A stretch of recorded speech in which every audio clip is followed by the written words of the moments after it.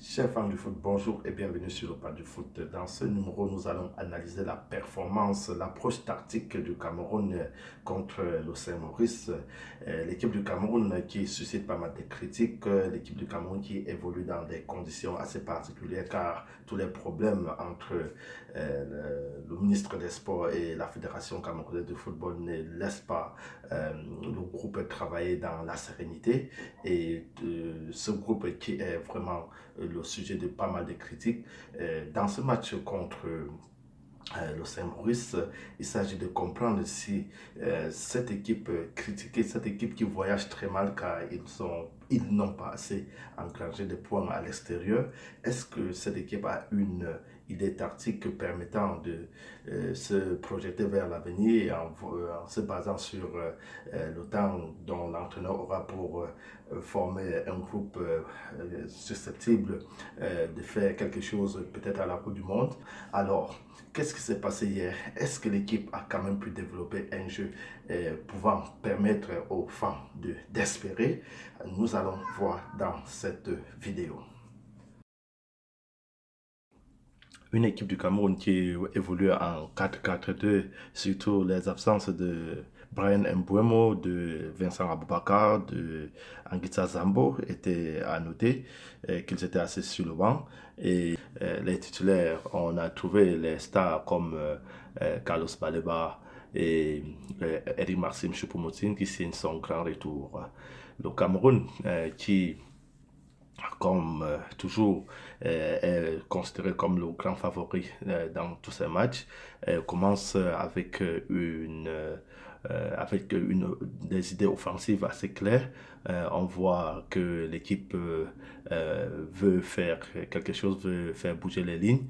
Le nombre de joueurs qui participent dans les phases offensives est considérable.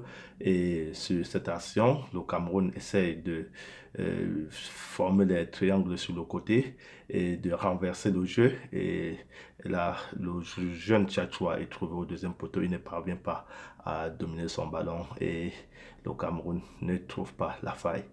À noter que dans cette action, on voit comment les jeunes Camerounais sont ambitieux.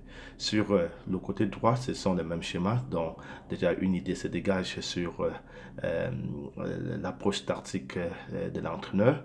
Et c'est à l'issue d'une même action que le ballon arrive à trouver le jeune Eta Eyon, lui qui ne parvient pas non plus à dominer son ballon et tête ce ballon qui passe au-dessus de la transversale du gardien mauricien. Et c'est ainsi qu'ils partent à la mi-temps, une première période assez pauvre en occasion, mais le Cameroun a quand même pu montrer qu'il avait des ambitions. C'est à la deuxième mi-temps, le coach change de la tactique et met Bassogor. Il comptait désormais sur les joueurs individuels sur les côtés.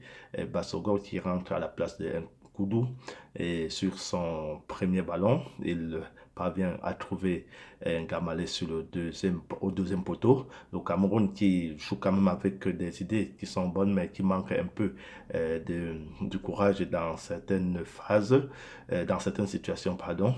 Gamalé qui fait une action individuelle et le ballon passe à côté.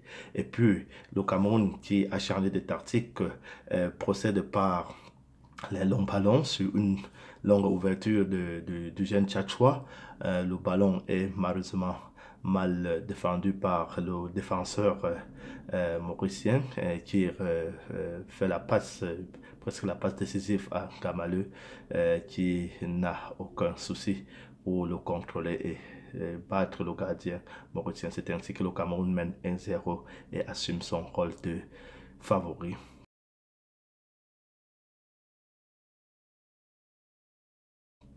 Et après survient une période un peu de frayeur où le Cameroun peut-être voulant d'abord défendre son avantage, joue un peu plus bas et laisse les Capverdiens un peu montrer leurs ambitions. Et c'est ainsi que sur un ballon renversé au deuxième poteau sur le côté droit, le gardien camerounais sauve les Camerounais sur un tir quand même mou de l'attaquant mauricien.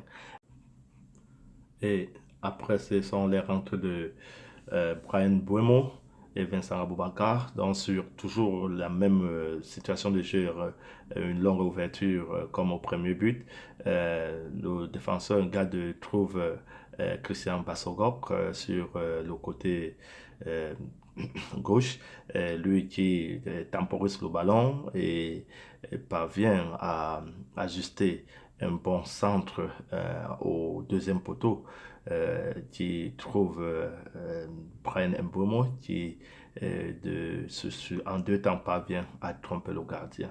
Surtout à noter l'approche tactique ou bien le comportement très très euh, important du jeune Nagida qui est disponible que donc grâce à ses déplacements, le Cameroun parvient à se créer d'espace pour attaquer et ce qui rend l'action de la vie plus facile à Buemo qui d'abord le ballon ne parvient pas à cadrer mais le ballon revient sur lui car il a de l'espace et il ajuste le gardien pour le 2-0. C'est ainsi que le Cameroun bat le Saint-Maurice et assume son rôle de favori et ce qui est très important pour l'espoir en ce qui concerne la qualification directe. Alors, que peut-on dire de cette performance du Cameroun? Certes, il s'agit du Petit Saint-Maurice, mais n'oublions pas que le Cameroun a fait de mauvais pas à l'extérieur, en Estivanie et encore dans d'autres pays pas assez réputés. Donc voilà, le Cameroun a fait une très bonne opération en gagnant à l'extérieur, en prenant les 3 points très très importants pour la qualification directe. Et ça leur permet aussi de s'échapper un peu de la Libye qui n'est pas loin pour la deuxième place.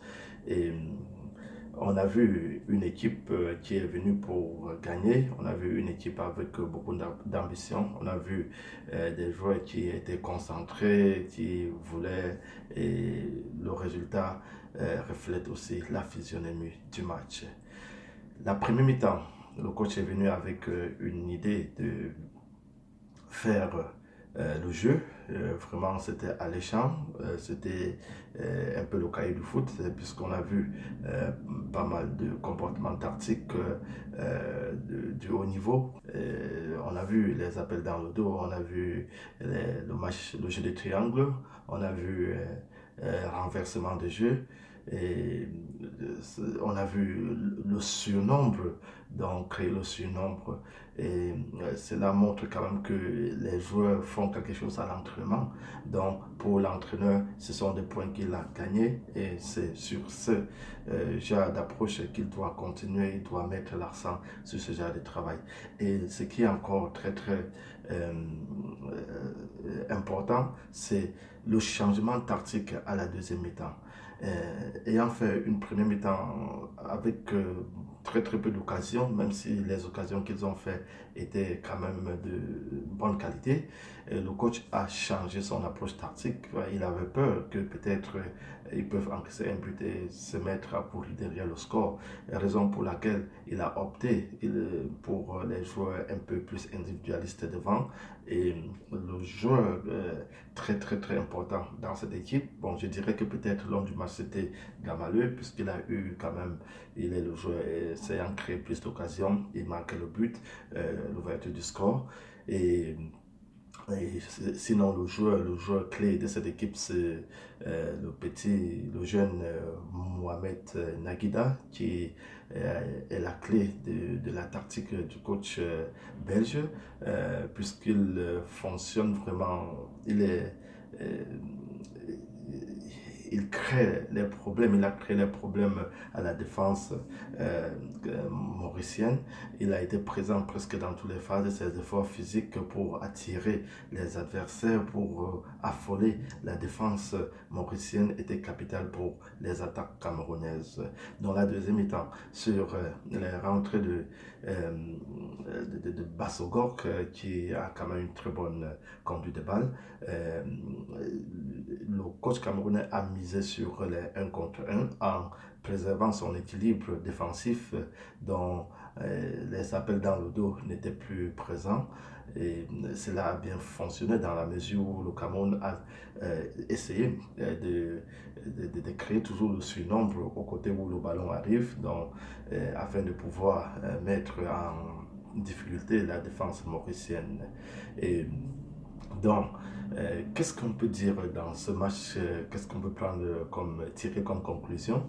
Je dirais que l'image que l'équipe du Cameroun a dégagée hier n'est pas mal, même si le Cameroun a souffert 0-0 à la première mi-temps et a dû marquer le deuxième but dans le temps additionnel. C'est comme ça, c'est désormais comme ça le foot. Il n'y a plus de petites nations, chaque équipe se bat, chaque équipe sait comment s'entraîner et de raison pour laquelle les performances sont aujourd'hui presque similaires.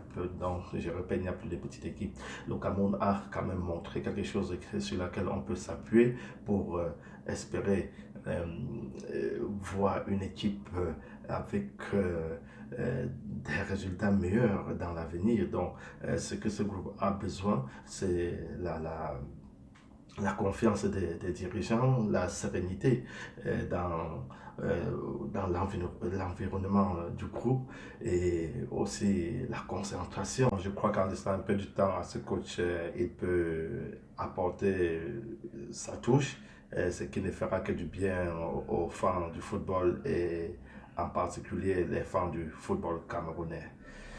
Alors, chers amis fans du foot, si vous avez aimé mon analyse, vous la likez, n'hésitez pas de vous abonner et surtout de la partager. Je vous souhaite une bonne et excellente journée et à très bientôt. Bye bye.